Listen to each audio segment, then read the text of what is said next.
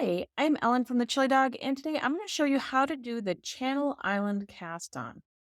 I use this cast on when I knit my riptide socks because it creates a decorative and stretchy edge with these pretty little knots up at the top. This cast on also looks very pretty when it's followed by basic 1x1 or knit 1, purl 1 ribbing. One thing to be aware of when you're using this cast on technique is that it creates an even number of stitches. Let's get started. Before we begin, if you enjoy our videos, consider joining the pack and becoming a member of thechilidog.com for ad-free access to our entire learning library, priority support, and more. The Channel Island cast on is a type of long tail cast on, so you want to measure out a yarn tail that's about 3 to 4 times longer than your cast on edge, and then fold that tail in half so it creates this doubled yarn tail. When you get close to the loose end of the tail, you can go ahead and tie a slip knot.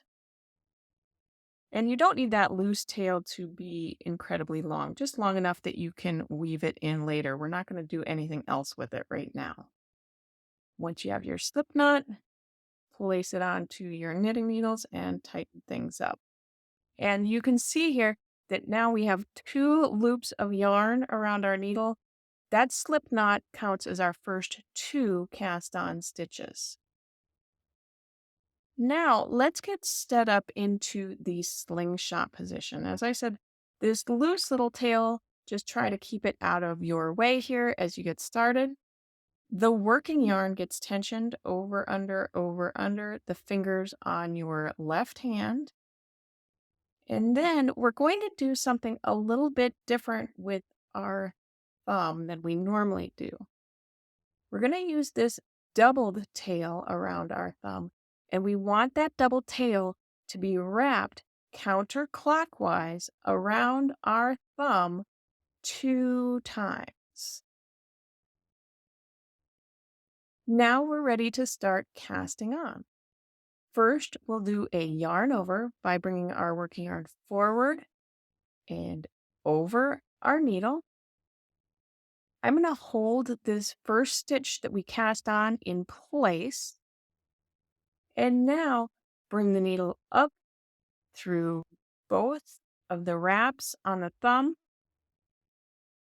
Catch the working yarn as if you were going to knit and bring it back through those thumb loops. So now you can see we have 4 stitches there total.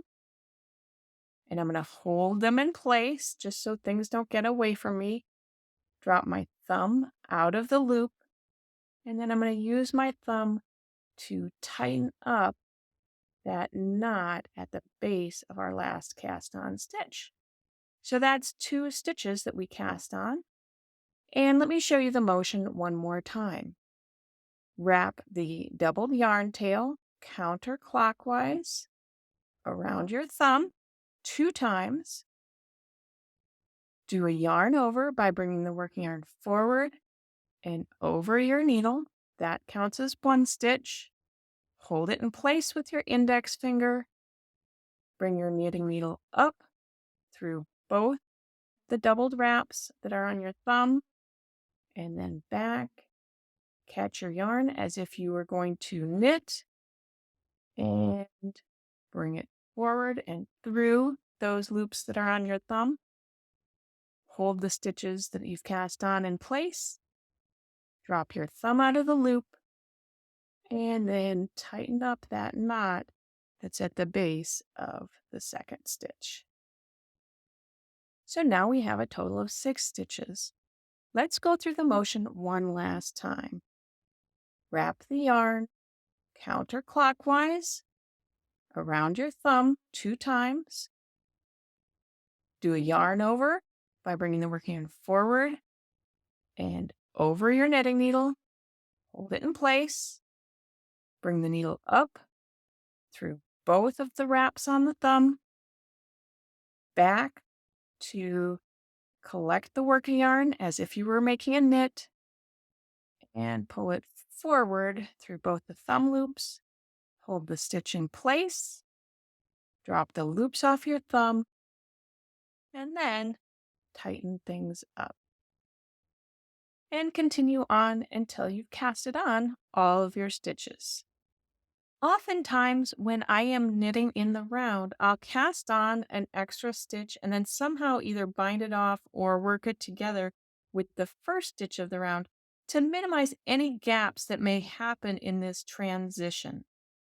However, that's not something that's very practical with the Channel Island cast on. So instead, I will use one of these 3 yarn tails that are going to need to be woven in anyway to tighten and secure this little space if it looks like I'm going to have a big gap there later on. I hope you enjoyed learning how to do this pretty Channel Island cast on. If you'd like to try this technique in a pattern, head over to the shop section of thechilidog.com and look for our Riptide socks. Until we stitch again, happy knitting.